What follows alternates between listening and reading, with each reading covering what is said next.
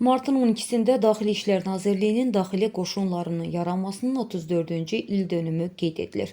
Bu münasibətlə Daxili İşlər Naziri general-polkovnik Vilayət Eyvazov və hərbi qulluqçular fəxri xiyabana gedərək Heydər Əliyevin xatirəsini ehtiramla yad ediblər.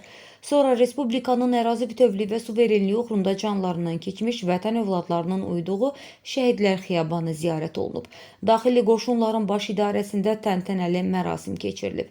Tədbirdə Daxili İşlər Naziri general-polkovnik Vilayət Eyvazov iştirak edib. Əvvəlcə Heydər Əliyevin və ölkəmizin suverenliyi, ərazi bütövlüyü uğrunda həlak olmuş hərbi qulluqçuların, eləcə də bütün şəhidlərin əziz xatirəsi bir dəqiqəlik sükutla anılıb. Əlamətdar gün münasibəti ilə Prezident, Silahlı Qüvvələrin Ali Baş Komandanı İlham Əliyevin ən xoş arzularını şəxsi heyətə çatdıran general-polkovnik Vilayət Eyvazov, daxili qoşunların tarixinin parlaq hadisələrlə zəngin və vətənimizin yeni tarixi ilə sıx bağlı olduğunu, xalqa və dövlətə sədaqətlə xidmət edən qoşunların hərbi qulluqçularının qarşıya qoyulmuş tapşırıqları hər zaman layiqincə yerinə yetirdiklərini, sabitliyin təminatçılarından və dövlətçiliyin dayaqlarından birinə çevrildiyini vurğulayıb.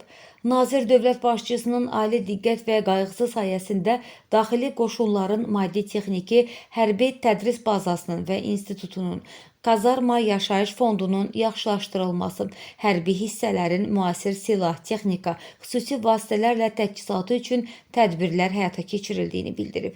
O, Daxili İşlər Nazirliyinin daxili qoşunlarının ölkəmizin ərazi bütövlüyünün təmin edilməsində göstərdiyi şücaəti, Respublikamızın hər yerində, o cümlədən işğaldan azad edilmiş şəhər və rayonlarında hərbi qulluqçuların polis əməkdaşları ilə birlikdə ictimai asayişin, təhlükəsizliyin qorunmasında göstərdiyi xidmətlərini məmnunluqla qeyd edib.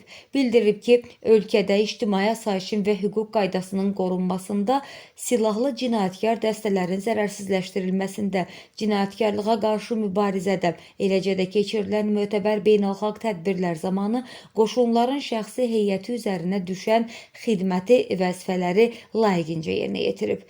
Nazir xidmətdə fərqlənən hərbi qulluqçuların peşə bayramı ərəfəsində də dövlət mükafatlarına layiq görülməsinin möhtərəm Prezidentin qoşunların şəxsi heyətinin əməyinə verdiyi ali dəyərin və yüksək etimadın əyani ifadəsi olduğunu diqqətə çatdırıb. Sonra Daxili İşlər Nazirinin mavini, daxili qoşunların komandanı general-leytenant Şahin Məmmədov və komandanın birinci mavini, qərargah rəisi general-mayor Tofiq Hüseynov məruzə ilə çıxış ediblər. Sonda xidmətdə fərqlənən bir qrup hərbi qulluqçunun təltif edilməsi barədə Daxili İşlər Nazirinin və nazir mavini, daxili qoşunların komandanının imzaladıqları əmrlər elan olunaraq mükafatlar sahiblərinə təqdim edilib.